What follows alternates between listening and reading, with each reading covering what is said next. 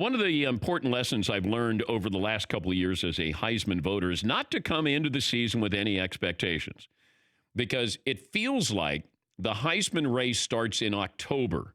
We like to get started in June, July, August, and then all of a sudden you go, wow, this guy he's the front runner for the Heisman.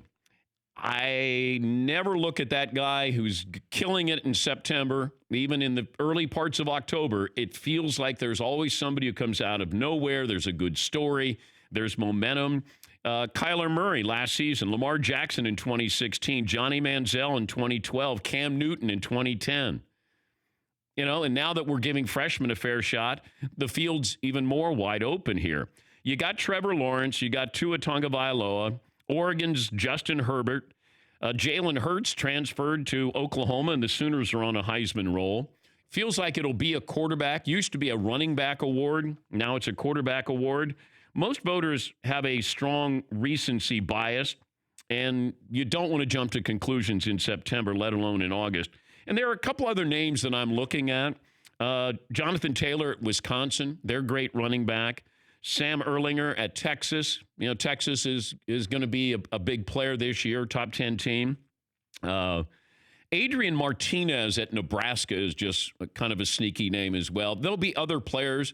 Khalil Tate. I loved Khalil Tate a couple of years ago. I voted for him. I put him in my top 3 for Heisman. And, I went back.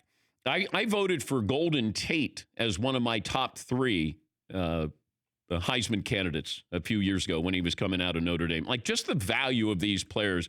And there are times when you look at, Manti Te'o, and I put him in my top 3. What are you contributing? Because we look at stats and you go, oh, that guy, he's the Heisman winner. Trevor Lawrence may not play in the final 10 minutes of a game. I'm thinking, in the ACC, like Tua. That you're not putting up these great numbers, and we get sort of drunk with numbers, and you go, well, you got to give it to him, right? And that's not necessarily the right candidate here. It feels like it's Trevor Lawrence's to lose.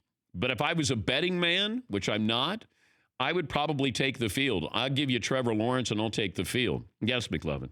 I was going to say the poll, how about I give you Trevor and Tua versus the field to spice it up a little bit? That one's a little tougher.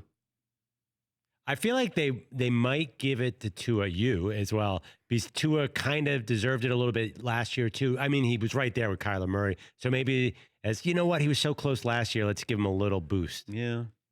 Somebody's going to surprise you. They do every year. For more Dan Patrick Show, tune into Audience Channel 239 on DirecTV. Stream for free on BR Live or download the Dan Patrick Show app.